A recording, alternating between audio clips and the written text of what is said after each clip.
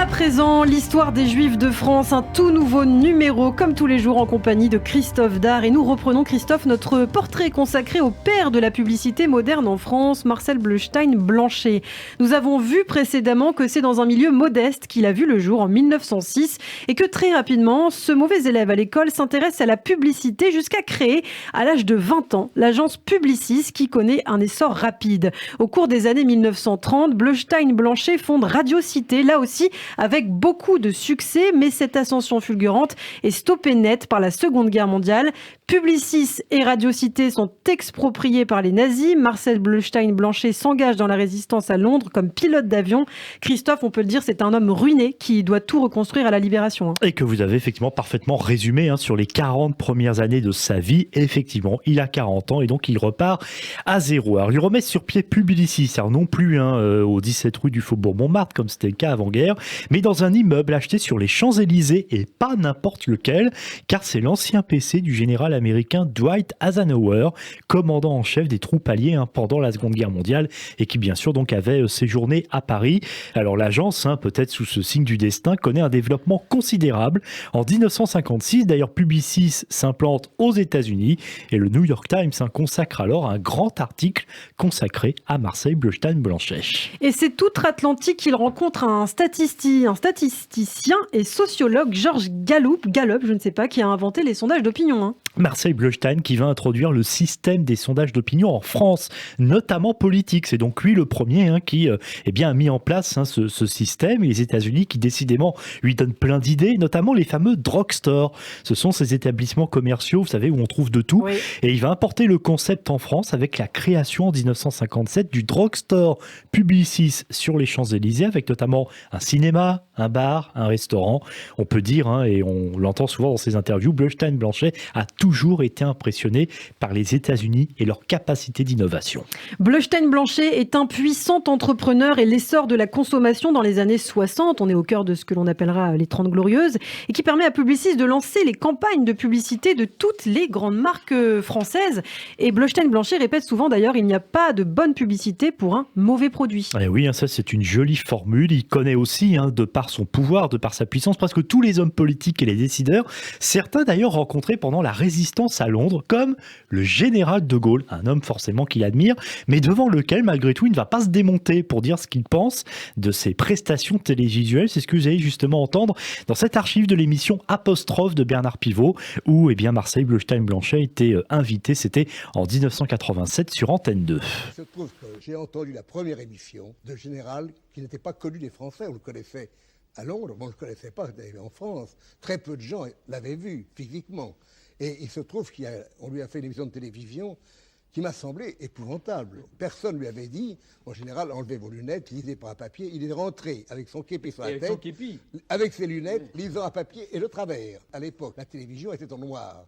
Imaginez, j'ai eu une réaction professionnelle. J'ai téléphoné au chef du cabinet, le colonel de Bonneval, que je connaissais. J'ai mon collègue, on a massacré le général de Gaulle. Est-ce qu'on l'a fait exprès ou pas?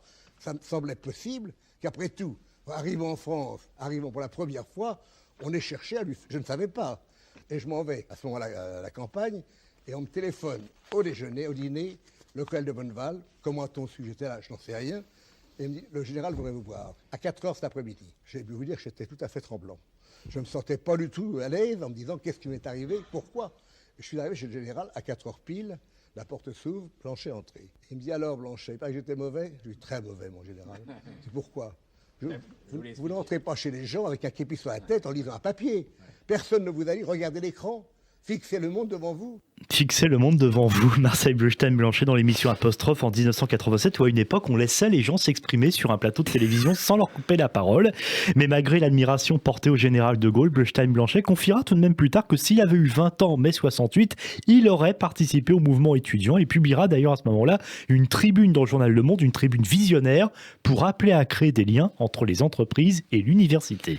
Et justement, Marcel Bleustein-Blanchet fait tout pour aider des jeunes à s'insérer dans le monde du travail. en 1959, il crée la Fondation de la Vocation. Le but est de créer un réseau d'entraide pour permettre à de jeunes passionnés d'atteindre leurs rêves professionnels. Fruit en fait d'un vœu de Marcel Bleustein-Blanchet qui a voulu remercier le ciel pour revenir sain et sauf de la guerre et d'avoir pu reconstruire son entreprise. Bleustein dira que c'est la plus belle réussite de sa vie. 60 ans plus tard, plus de 1500 lauréats ont pu bénéficier du soutien de généreux donateurs. La présidence d'ailleurs aujourd'hui de la Fondation de la Vocation est assurée par l'une des 3 filles que Marcel Bleustein-Blanchet a eues avec son épouse Sophie Vaillant, c'est la philosophe Elisabeth Badinter, toujours dans cet esprit philanthrope. D'ailleurs, les droits d'auteur de son livre La rage de convaincre, publié en 1971, ont été versés à l'époque à l'Asile de nuit et à la crèche israélite fondée, ou du moins dans lequel elle a joué un rôle très actif, par sa mère au début du siècle, le Centre israélite de Montmartre, qui d'ailleurs existe toujours. À cette époque, Marcel Bleustein-Blanchet est au sommet de sa puissance. Publicis est à l'origine de la plupart des campagnes de communication et des sondages publiés. 700 salariés travaillent dans l'entreprise et beaucoup de personnes rêvent d'y faire carrière. Et oui, comme un certain Maurice Lévy, né en 1943 au Maroc, il débute dans l'informatique et postule en 1971 chez Publicis. Il a alors 29 ans. Et dans l'émission Les Enfants de la République de Frédéric Aziza sur notre antenne, il a raconté en mai 2021 l'entretien d'embauche et la première rencontre avec Marcel Bleustein-Blanchet. Marcel Bleustein-Blanchet m'accueille autour d'une table de bridge, dans un bureau absolument somptueux, avec des meubles exceptionnels, des tableaux extraordinaires au mur, une batterie de téléphone, ce que croirait à la NASA ou à l'époque chez Kennedy. Et donc, il y avait toute cette... Et la vue sur l'Arc de Triomphe, c'était donc très impressionnant. Il y avait de la moquette jusqu'au menton. Donc j'étais très intimidé. Il me demande un peu ce que j'avais fait, je bafouille quelque chose, j'avais vraiment du mal à m'exprimer. Et puis, il a commencé à me raconter sa vie, son œuvre, ce qu'il a fait, etc. Et il m'a posé non plus des questions sur moi, mais sur l'informatique. À ce moment-là, je suis parti comme en 40 et avec beaucoup de passion. Je lui ai expliqué un peu ce qu'était mon métier, comment ça se passait. Et là, je me suis complètement libéré. Premier entretien, il a conclu en se levant de cette petite table où il était installé, calé dans un magnifique fauteuil.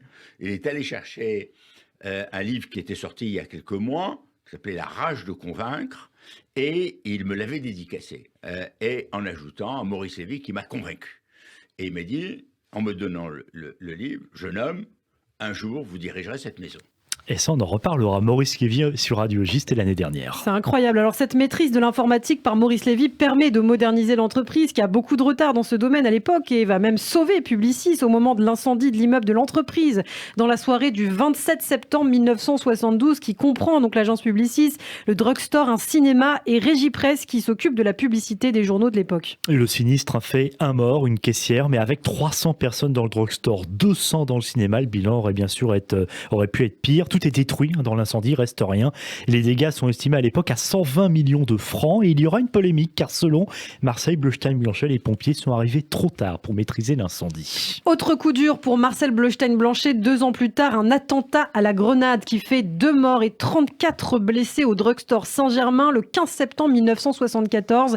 Le coupable, c'est le terroriste antisémite et antisioniste Carlos. Se revendiquant membre du Front populaire de libération de la Palestine, il vise effectivement à partir de 1973 à Londres puis à Paris des cibles juives, notamment un attentat à la voiture piégée dans la rédaction du magazine L'Arche ou encore un tir sur un Boeing de la compagnie El Al à l'aéroport d'Orly. Il a été condamné à la réclusion criminelle à perpétuité pour cet attentat en 2017. En 1987, Marcel Bleustein-Blanchet a 81 ans. Il décide de se retirer de la présidence de Publicis en laissant l'agence en très bonne santé. Et comme il lui avait dit 16 ans plus tôt lors de leur première rencontre, Maurice Lévy lui succède. Et Marcel Bleustein-Blanchet meurt le 11 avril 1996 à Paris.